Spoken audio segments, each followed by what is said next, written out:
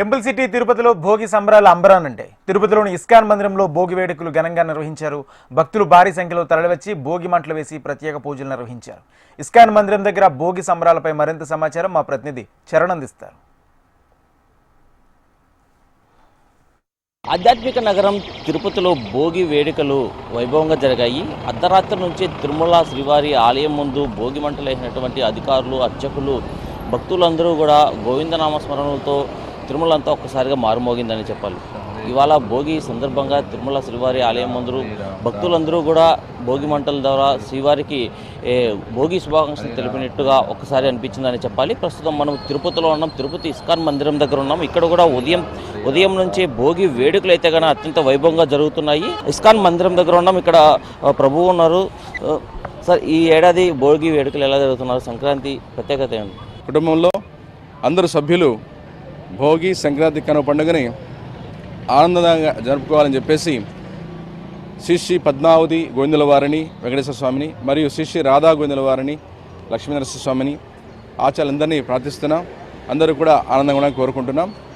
ప్రముఖంగా మన ఇస్కాన్ సంస్థ కూడా ఈ సనాతనంలో భాగంగా ఈ భోగి సంక్రాంతి మరియు కనుమ పండుగని అత్యంత వైభవంగా ప్రపంచవ్యాప్తంగా ఈ పండుగను జరుపుకుంటున్నారు. పండుగ అంటే భగవంతుని స్మరించుకోవడానికి ఒక చక్కటి అవకాశం. కనీసం ఈ విధంగానే సరే కలియుగ ప్రజలు ఈ పండుగ సందర్భంలో భగవంతుని స్మరించుకొని ఆ విధంగా అజ్ఞానం నుంచి జ్ఞానం వైపు వెళ్ళే అడుగులు వేస్తారు. మనకు సనాధర్మం ఏం చెప్తుందంటే జ్ఞానాన్ని, వైరాగ్యాన్ని పెంపొందించుకొని మానవ జన్మ యొక్క పరమోత్కృష్ట ధర్మం భగవంతుని పట్ల భక్తిని, ప్రేమని పెంపొందించుకోమని చెప్తుంది. అందులో భాగంగా ఈ పండుగలు చాలా చాలా ప్రముఖమైన స్థానాన్ని వహిస్తాయి. భోగి పండుగ యొక్క విశిష్టత ఏంటంటే మన సహజంగా సంవత్సరం అంతా కూడా ఈ రకరకాల బంధనలతో వస్తువుల పట్ల, రకరకాల విషయాల పట్ల బంధన కలిగి ఉండి ఈ గుణాల రీత్యా కొన్ని దోషాలు చేసి ఉంటాం, లేదా వస్తువుల పట్ల బంధన కలిగి ఉంటాం. ఈ గృహంలో ఏంటంటే వస్తువులు ఏదో ఉన్నట్టయితే అవి ఏం చేస్తాయంటే మనల్ని అచేతనంగా చేస్తుంది, ప్రాణరహితంగా చేస్తుంది. అందువల్ల మనకు అనవసరమైన వస్తువులు ఏదో ఉన్నాయో వాటిని ఈ భోగి మంటల్లో వేసి దగ్ధం చేయాలి. అది వాస్తురీత్యా కూడా మనల్ని చురుగ్గా ఉంచదు. ఇది వస్తురీత్యా తెలుసుకోవాల్సిన అవగాహన. ఇక గుణాల పరంగా చూస్తే మనం అనేక జన్మలుగా మన హృదయంలో ఈ కల్మషపూరిత సంస్కారం కలిగి ఉన్నాం. ఈ అరిషడ్ వర్గాలు, ముఖ్యంగా కామ, క్రోధ, లోభ, మోహ, మత్సర్యాలు.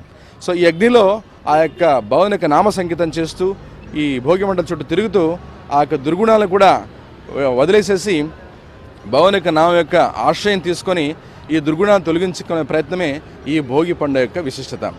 ఇక మకర సంక్రాంతి. ఈ మకర రాశిలో సూర్యభగవాను వారు మకర రాశిలో పరివర్తన చెందే ఈ తిథిని మకర సంక్రాంతి జరుపుకుంటాం మనం.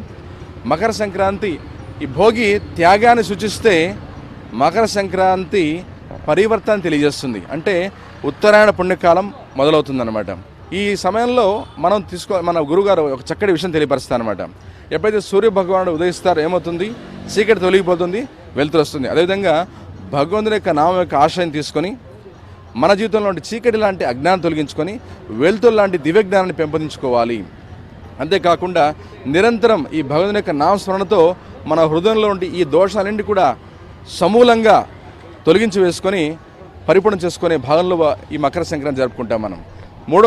మూడవ రోజు కనుమ పండుగ మనకు కృతజ్ఞత తెలియజేస్తుంది. మనకు భూమాతకి మరియు గోమాతకి కృతజ్ఞత తెలియజేస్తూ ఈరోజు మన పంట ఇంటికి వచ్చిందంటే గోమాత మరియు నంది